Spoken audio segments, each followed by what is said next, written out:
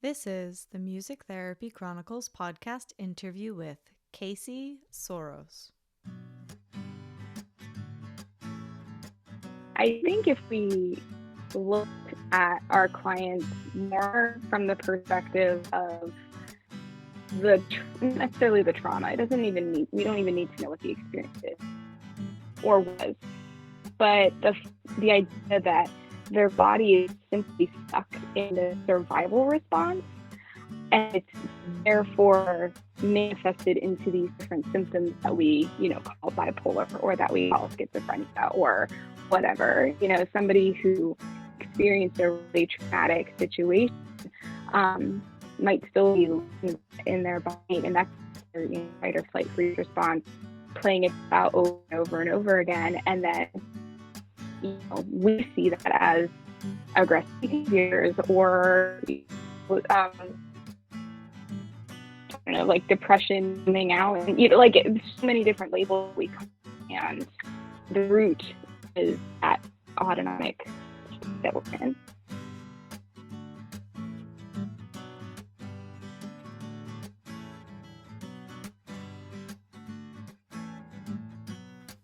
You're listening to the Music Therapy Chronicles, a podcast about music therapy from a variety of perspectives. Our ambition is to inspire and connect listeners through meaningful conversations, just like a music therapy conference you can listen to anywhere. My name is Tricia Kayati, and I am a board-certified music therapist from the New England region. If you like what you hear, join our group on Facebook and share your own insights and thoughts about the episodes. You can also connect with us on social media and online at Music Therapy Chronicles.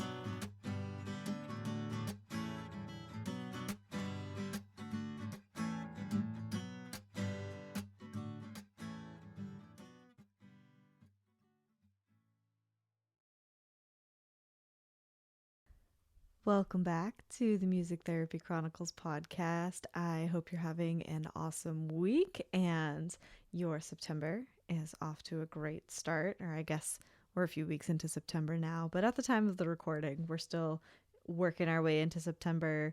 The seasons are changing. School is starting. Obviously, the world is still in the state that it is in, so I hope that you are easing your way into September, into fall, giving yourself the time and space you need, and ready to listen to an awesome conversation. Today I talked with Kayce Soros. We dive into polyvagal theory, somatic experiencing, trauma-informed care, implications of harm as therapists, and it was a really great dialogue conversation, and there's lots of resources that we mentioned in this conversation in the show notes. So this is part 1 of my conversation with Kayce.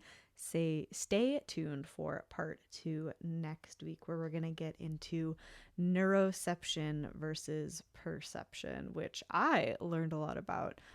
Wasn't something I had really heard of before, and I'm glad to now have that language. So thank you so much for tuning into the podcast this week. If you're not already subscribed to the show, please subscribe so that you don't miss any episodes. That's one of the best ways you can support the show, again, because you won't miss any. And if you feel so inclined, please consider leaving us a rating and review. Those really help the podcast be more visible. You can also find us online and on social media at Music Therapy Chronicles on all the platforms. And I'm having some SEO drama. If you don't know what SEO is, that's fine. But I could really use your help.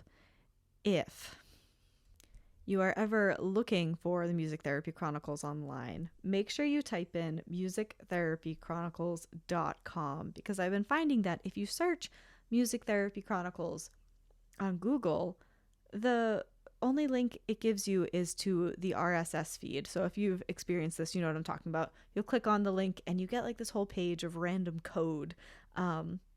Because for whatever reason, the search engine Google thinks that that's what people are looking for. So if you're looking for the website and you're looking for these posts, the show notes, the hub where all Music Therapy Chronicles stuff is hosted, please make sure you type in musictherapychronicles.com into your search engine so that specifically Google figures out that that's what people are looking for and not the code for the RSS feed for the show.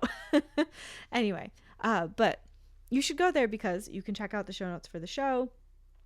Also, if you listened to my conversation with Kate, you know that the Music Therapy Chronicles self-care community is going to be launching soon. We're looking at October to open the doors and welcome people into the self-care community. I'm really excited for that. More on that will be coming, as well as a free 14-day self-care challenge at the beginning of October. So stay tuned to hear more about that. Other ways you can find more Music Therapy Chronicles content is to join our group on Facebook, to become a patron on patreon.com, subscribe to the newsletter on the website. That is musictherapychronicles.com. Please don't search it in Google because that'll just continue to confuse the search engine. Yeah, the newsletter. I send out newsletters about once a month, just sharing what's on my mind and heart. There's sneak peeks into the show. There's discount codes on pod courses. You'll be the first to know about when the self-care community opens. I will have a link in the show notes to get on that wait list specifically, so you will be, again, one of the first people to know when that opens up. And yeah, overall, complete transparency, this is the first interview I have done in several months because we all know I took some time off in August and I batch record things. So all the interviews prior to that had been recorded a while back. So feeling a little rusty in front of my microphone, in all honesty, but hopefully it doesn't present itself in this conversation with Kayce. I hope you enjoy it and you learn a lot, and I'll see you on the other end.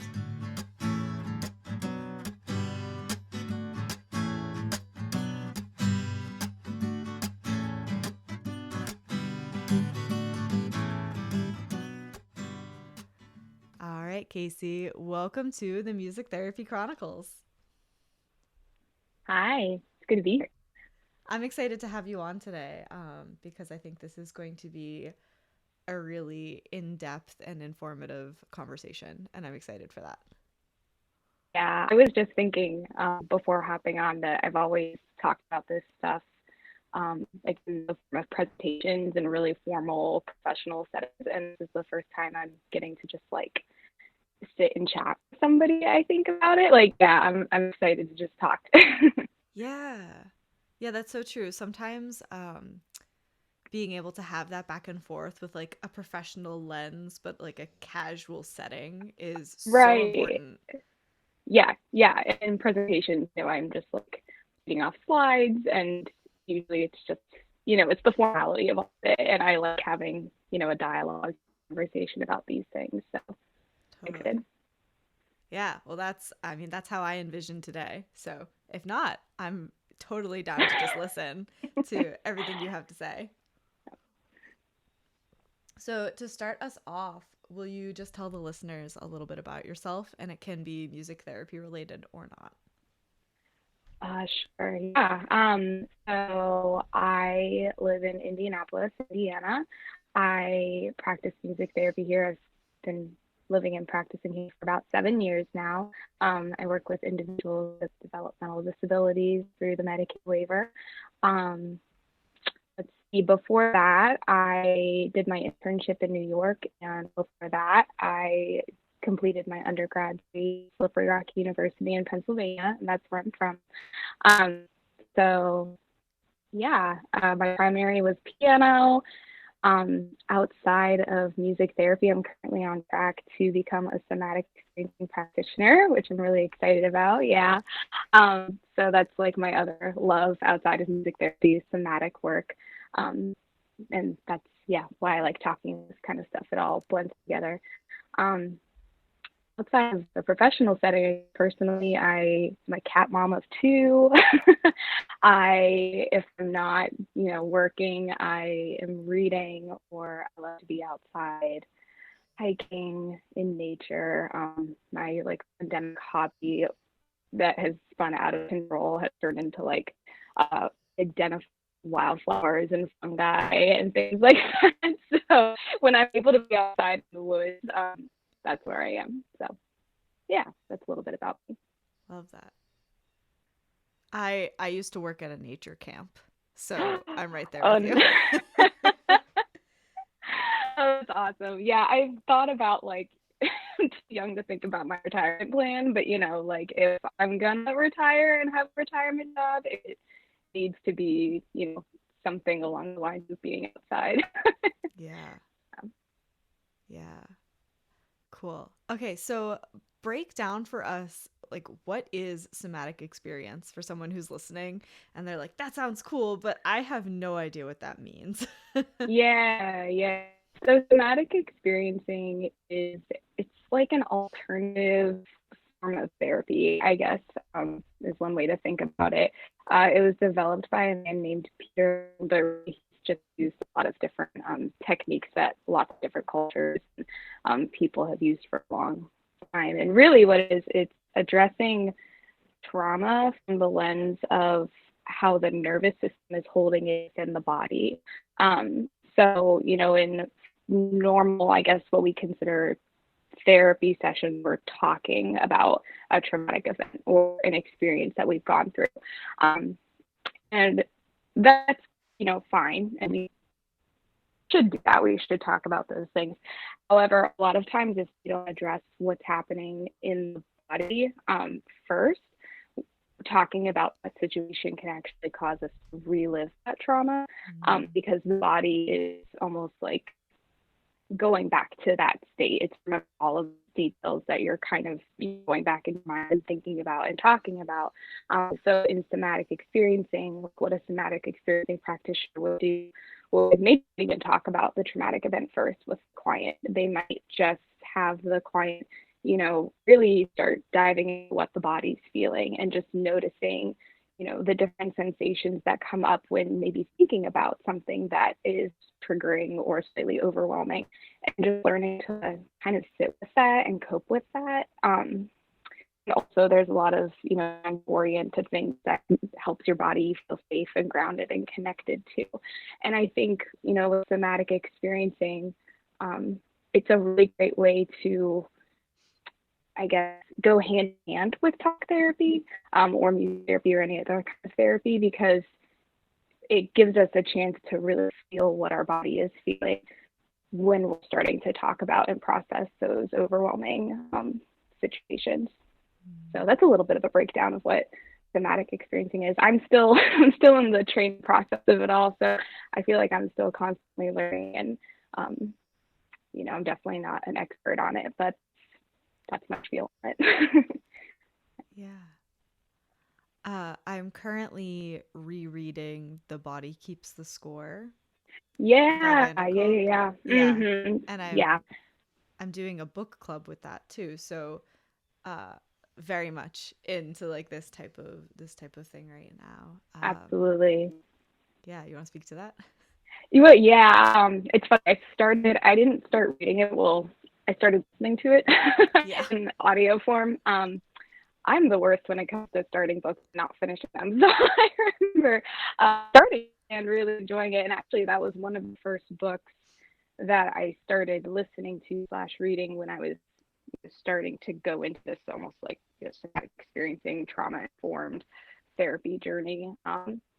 So yeah, it's so fascinating to me how bodies remember so much. And I think as humans we can be so rational and so logical. I know I am, and that was one of the reasons why I started going to this I guess experiencing field. It's like, why does our bodies do what they do? Why are they, they're so smart. They're so smart at keeping us safe and helping us survive. And so it's just, yeah, it's fascinating. Yeah, I love what you said that our bodies are smart about keeping us safe, because the idea that's been floating around in my mind is he talks about in this book about um, helping his clients be safe in their bodies because their experience of trauma has indicated to their mind and body that it's not safe, to be in your body. So it's switching that we, there are these coping mechanisms, there are these things that the body does and remembers, but finding a I keep using the word safe, but finding a safe way to remind the self that being in our body is okay and that's safe, Yeah. and then we can work through things from there. But like you said, you have to get into the body, you have to like acknowledge what sensations are happening and what's going on, because otherwise, if you're just talking through things, right, you could be triggering all these mechanisms that the body is doing to create safety by not dealing with what's going Exactly. on. Yeah. Yeah. Yeah. What is that? Like you have to feel it to heal it. I think, Yeah. yeah, like you have to, we're, like I said, we're so good, as humans. I think, we have that rational, logical side of like, I shouldn't feel unsafe because, I can perceive that I know I'm safe. But if we've been through something very overwhelming and traumatic, um, logically that doesn't matter. Our body know. Mm. So yeah, yeah. And there's one quote Stephen Porges said, the man who created the Polyvagal Theory, and I think he says something like, if you want to make the world a better place, start by making people feel more safe, or something like that. And I think that's very true. Helping other people feel safe is where we need to start. I think that's a great example of like why music therapy, like the therapist is what makes it music therapy, and like for advocacy, right? Yeah. So yeah, I as a music therapist could make a playlist with someone and then they could use that on their own, but the difference is that, when we're in session together, we're creating that space, we're creating that safety and holding that container, and that's what makes it music therapy. Yeah, yeah, yeah. And not to keep quoting people, that's it's reminding me of another quote. I just finished my recording my presentation for the American Music Therapy conference, and so all these like quotes are rattling around in my brain. But Yeah.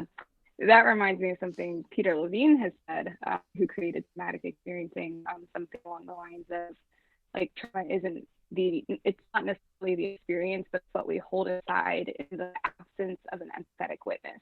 And Hmm. that idea of an empathetic witness, like we as therapists, we have almost this responsibility when we're with our clients to, allow them to experience what they're experiencing when it comes to trauma, or whatever's going on for them empathetically, um, and kind of be that safe container for them, using music obviously, but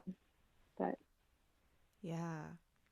I feel like that's something I remind myself of because I have many sessions where I am working with students primarily who would be diagnosed with developmental trauma if that ever becomes an official diagnosis. mm-hmm. And like we're not necessarily in the music, and we're kind of even one step removed from the music, but what's going on is really important, whether that's a conversation or they're processing something, or even if they just need quiet time and I'm the person Yeah. who's allowing them to have that space. Mm-hmm. And then I come back to that it's I'm just being the witness. I'm just being present with them, and showing up every week and being present with them is doing more work than me playing the guitar for 30 minutes straight will ever do. Uh, Absolutely. and that's an important Yeah. mindset shift. Like, it's okay to not Mm-hmm. always be in the music if that's not what's Right. needed. Yeah. I think, oh gosh, we're, not in school. I think realizing, gosh, I'm becoming more of a seasoned music therapist now that I've been doing this for 7 years now.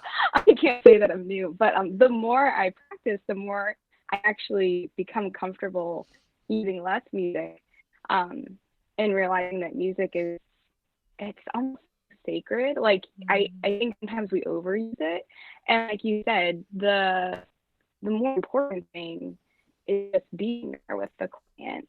And it reminds me of, the concept of like co-regulating, making your nervous system is in a regulated, calm, safe state, that you, the therapist, are making sure you're checking in and finding your safety and connecting within your body. Mm. And you almost get to become like that safety anchor for the individual you're with, because our nervous systems communicate and connect with each other constantly, even though we don't. And so making sure as therapists that we're being mindful and present, and like I said, checking in with ourselves is really important. And I think that's more important than any song or musical skill you're going to bring into the session, because that's what our clients need, is that connection. Yeah.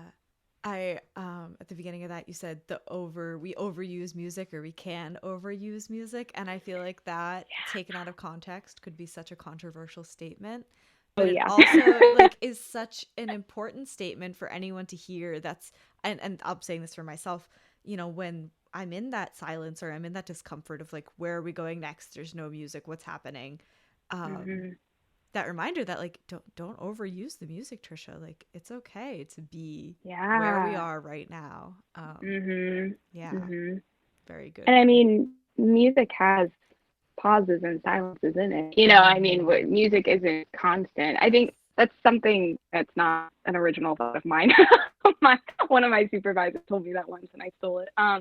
But it's so true. Like how terrible, honestly, would it be if there was a piece of music that never ended, or Mm. I don't know. If you really thought about it, come on now. So I mean, we need silence. Silence is so golden. It can be really, really healing, I think. And we don't like sitting in it, Mm. especially as music therapists. We're bad. We're bad at just sitting in silence. So Right. yeah, yeah. I So I don't know. I think it's an important skill to start adopting. It's funny, when you sit in silence, it's when I think sometimes we use music too as a way to fill in that Mm. discomfort that we're feeling. So Mm-hmm. maybe, like as something to think about as we start this, when that discomfort starts coming up, when, oh no, there's silence, why am I uncomfortable with this? What's going on in my body? Why am I feeling nervous about this? Just starting to get just curious about those, maybe the sensations or those thoughts. Yeah. Yeah. Similar, you said a supervisor mentioned silence to you. I had in college my studio professor. So I played the clarinet. So my clarinet teacher in a lesson, and silence was the thing. And he was like, silence is what grabs the audience's attention, right? You Mm, could be playing, playing, playing, playing. And then when you stop, that's what's really going to grab them. And then the next thing mm, you do is what they're going to be most attentive to. And that, mm, like we're saying, transfers perfectly to the clinical experience, that yeah. when you leave that space, it's unexpected. And it's unexpected in daily life. Like you said, we're not good at sitting in silence. I was talking to a colleague the other day about, I was in a session, and I was very typical music therapy, kind of like stopping at a cadential point to let the client fill the space. And Mm. finally the, adults, so the paraprofessional will say in this example next to me goes, "Are you stopping to try and get a response out of him?" And I was like, "Well, I got a response out of you, so it's working." Right. Like, Yeah. you know, like, Yeah. yes, that's exactly it. Are you uncomfortable? Mhm. Mhm. Yeah. Yeah. Yeah. Yeah. That's interesting. It's interesting that the other person wasn't even Yeah. part of the session, couldn't handle that that Right. silence there. So yeah. It's interesting. Exactly. Exactly. So, where do you want to take this from here? This is obviously a really broad topic. So, what's Oh on your heart and gosh. your mind right now? Um, I don't know, because this honestly wasn't. I had no expectations when it came Cool. to where this conversation was going. So, um, where do you want to take me, Trisha? So, Polyvagal Theory. I read some of your stuff. I like think I'm getting a grasp of it. Like, help me understand the similarities and differences between Polyvagal Theory and Somatic Experiencing. Like, where's the overlap, but where's the divide? Okay. Yeah, yeah. So I think um, polyvagal theory is kind of at the root of what somatic experiencing is. Mm. I guess, but science, I guess, behind somatic experiencing. So polyvagal theory itself was created by a man named Stephen Porges, who is his background is in neurobehavioral science. I think I know he's a very smart man. But yeah, it's become something that more are kind of adopting as a way to view and practice therapy, and then somatic experiencing has taken, I think, the science and the concept of polyvagal theory and turned into more somatic approach to therapy, like from a body perspective. So that's, to answer that question, yes, polyvagal theory is like the nuts and bolts of what somatic experiencing is. And really what polyvagal theory is, it's the way, a full definition of it, it's how our autonomic nervous system basically is organized so that we as humans and mammals in general, it's how we connect to one another and again feel safe, but also how we respond to danger and life threat. So what's fascinating to me about the polyvagal theory, and it ties back to the idea that our bodies are just really inherently smart and safe, or smart and safe, are safe, really smart at keeping us safe, is that our bodies, sorry, my train of thought. Basically, our bodies, we do things automatically through the autonomic nervous system, things that we don't necessarily have control over. And that's the part about it that kind of fascinates me, is that when we perceive danger, our bodies automatically go into, this fight or flight freeze response pattern. And, that can affect our emotional health, our physical health, our mental health. And a lot of times I think when we have these symptoms, we look to fix them, immediately through, either medication or, whatever, to just like mask the symptoms. But really, I think a lot of where healing can come from when it comes to trauma is looking at the root cause of why the symptoms or those, why our body is doing what it's doing at the root of whatever autonomic state you're in, if that makes sense. That was a lot of words. But yeah. Yeah. So this is through the somatic experiencing, we're able to understand and acknowledge what's happening in the autonomic nervous system. Yes. And therefore we can pause or counteract or heal any responses, polyvagal responses, that are keeping us from healing, I guess. Yeah? Yeah. Okay. Yes. That was very eloquently said. Well, very good small summary. Yes. You gave me all the information, so I'm just spitting it back out. Yeah, that's pretty much what it is. Yeah. Yeah. Okay, so cool. Awesome. So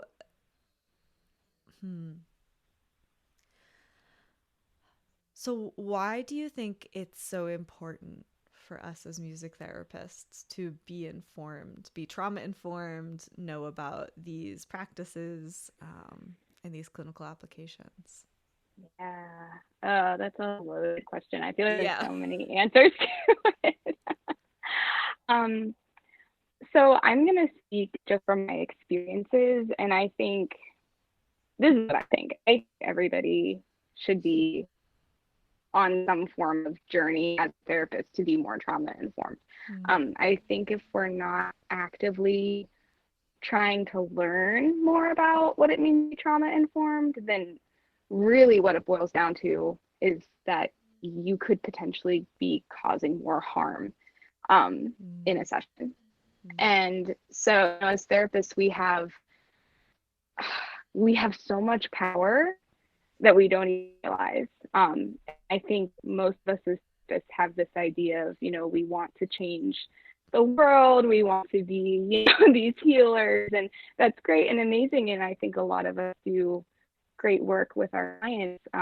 But that amount of healing that we strive to, do and give to our clients, I think we have that equal amount of weight that could carry over into more trauma if we don't know, our client's background, what our client's triggers are. And so that's why we need to learn more about what it means to be trauma informed. I think it's really important. And speaking more from my perspective, like I work with individuals with developmental disabilities, and that's the population I've always worked with. And I think, there's deep-rooted inherent trauma there, because, those individuals carry a marginalized identity simply by living in a way that society has deemed not normal, and I think, if you're a music therapist who works with individuals with intersectional identities, to any identity, it doesn't have to be individuals with developmental disabilities, but, learning about your client's history and their identities and backgrounds and their cultures and just all of these different things could carry over into very different types of trauma. I think that's another reason why it's really important for us as therapists to be trauma informed as well. Yeah. Because really, I think everybody's experienced trauma. I don't think that's not something that we're immune to, just because life is hard. Some people just might have more of that for a number of different reasons. So. Yeah. I mean, look at the past year. Exactly. Exactly. Yeah. I mean, we've all experienced trauma, especially with the pandemic. So I think that's one of the reasons why trauma, it's become such a hot buzzword too, the therapy community. And so I think the meaning of what it really means to be trauma informed can get lost because it's so common now, to talk about it. So yeah. Yeah. I did my internship at a state hospital. And my supervisor from day one was very adamant about many of the people we work with. You're going to see them and interact with them, and they're going to present as a person with schizophrenia or a person with bipolar disorder or any number of mental health labels. And she was very clear that the vast majority of these conditions, for lack of a better phrase, are a result of trauma. And when I'm looking at the people that I'm working with every day, I can't just see them as a person with schizophrenia and try to work with that. I need to see that there is an entire history that led to this present moment and to be aware of that. So just like you said, I'm not causing harm and I'm not perpetuating this cycle that they've been in, because majority of the professionals they've been working with did not come from a trauma-informed background or perspective. And, that research wasn't even there when most of their doctors and clinicians were studying. Right. Yeah. Yeah. So interesting. You said your supervisor would say they present as somebody with bipolar, or it's so fascinating to me. These are also fighting words. I think the DSM can be whack. Like I really hate sometimes putting labels on, like certain diagnoses and things like that. I think if we looked at our clients more from the perspective of not necessarily the trauma. We don't even need to know what the experience is or was, but the idea that their body is simply stuck in the survival response, and it's therefore manifested into these different symptoms that we, call bipolar, or that we call schizophrenia, or whatever. Somebody who experienced a really traumatic situation might still be in their body, and that's their fight or flight freeze response, playing it out over and over and over again. And then we see that as aggressive behaviors, or I don't know, like depression coming out, and like so many different labels we call, and the root is that autonomic state that we're in. Yeah, my favorite, because it's my least favorite, is oppositional defiance disorder. Yep. Mm-hmm. Yeah. Mm-hmm. Yeah. Yeah. I hope I've worked with a everyone who's couple of listening clients to that, this had a gut reaction to yeah. hearing that. Yeah. Mm-hmm. Mm-hmm. Yeah. Um, Yeah. yeah, I was talking with a colleague again, and we were talking about this, and I was like, I just like language. I don't know. I know oppositional defiance orders, like no, behaviors. That word can be taken so many ways, and she Yeah. said, um, she reframes it with the language of protection. They're being self-protective. Mm-hmm. Yeah. So, Mm-hmm. it's not oppositional defiance. It's them being self-protective. Right. And then it Yeah. takes, right? It takes the focus off of me as the therapist as they're defying me. It puts it Right. back on them, and it Mm-hmm. shows this as a positive coping mechanism that's just coming up in a way that is challenging. Yeah. Yeah. I've had conversations with clients about this, our, like I've said already, our bodies are so smart and Mm. so good at keeping us safe.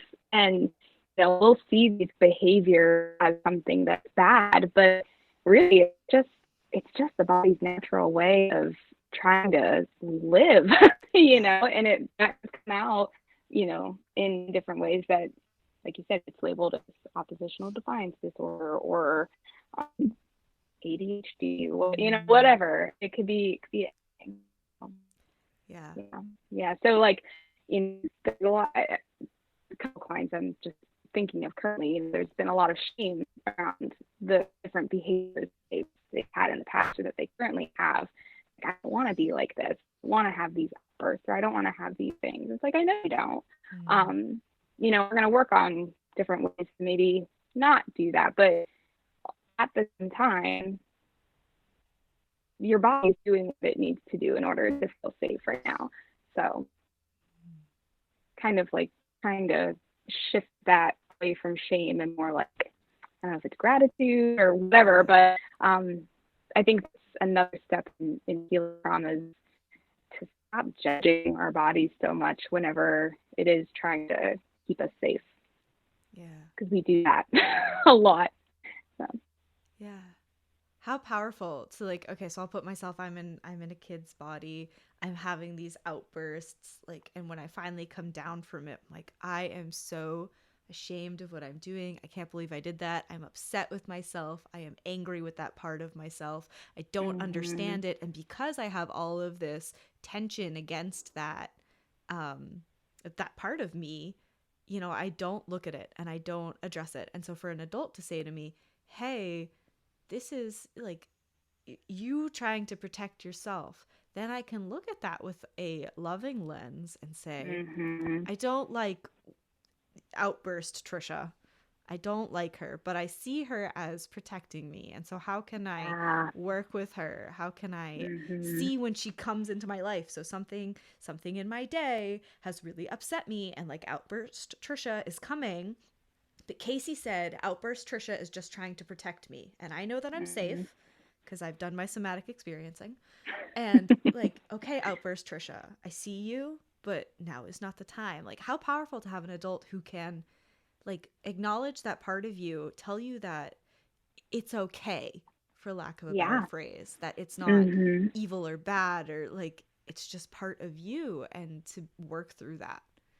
Yeah, yeah, 100%. And I feel like I've a couple different places as a music therapist, and I've seen both sides of it. I've seen clients have outbursts or have their moments, and then immediately, it goes into that like bit more of a reward and punishment style kind of thing. Where I'm Mm, like, oh, that's not, we're not really addressing the root problem here. But and yeah, on the other end of the spectrum, when you address it from a really kind, empathetic lens, where it's like, you know what, it's okay. Like I said, that was just my body's way of protecting me.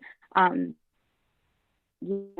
there's real healing power that comes from shifting your lens from shame to, it doesn't even have to be self-love, mm, non-judgment, non-judgment and self, that your body's doing what it needs yeah. to do to protect themselves. Yeah. And I think especially with kids, that would be really powerful. They're still learning about their own bodies. Yeah. I want to tie that back to harm. Obviously, I have conversations with people a lot because I keep saying I was talking with a colleague, but I was, and she was saying she's working with a kid who's new person, new student, who had previously worked with a music therapist, and in session, he had a frustrating moment, and when he came down from it, he said, "You're gonna send me home now." And she was like, "Well, what do you mean?" And it came out that that's what the previous music therapist would do. He would be frustrated, he would get upset, and then he would be sent away. And so, how important that this new therapist is trauma informed, recognizes that moment for what it is, and then we get into rupture and repair, right? So she's repairing the relationship, saying, "No, I see that part of you, and I'm not going to send you away." Right? Because I don't see it as oppositional defiance. I don't see it as XYZ. I just see it as, hey, like, you needed to process that the way you did, and now we can take 2 more steps forward today. Yeah. And that's an important part. Going back from to a polyvagal perspective, as a therapist, when we have a client who maybe is stuck in a fight or flight or freeze response, our goal is to try to create more cues of safety within the therapeutic setting and resolve those cues of danger that they might be experiencing. And so trying to bring that client back to a state of everything, even though maybe, okay, sure, not everything is okay, but in this moment, everything is okay. And you're co-regulating and you're offering that safety and connection with that person. That's what's going to really start helping the autonomic system find safety again. The more we can offer that to our clients. So yeah, that's amazing that she did that to him. Yeah. How awesome that we get to do this job. Right. We get to be witness to those very dark moments that people experience, and we take a deep breath with them and then we move forward. 100%. Yeah.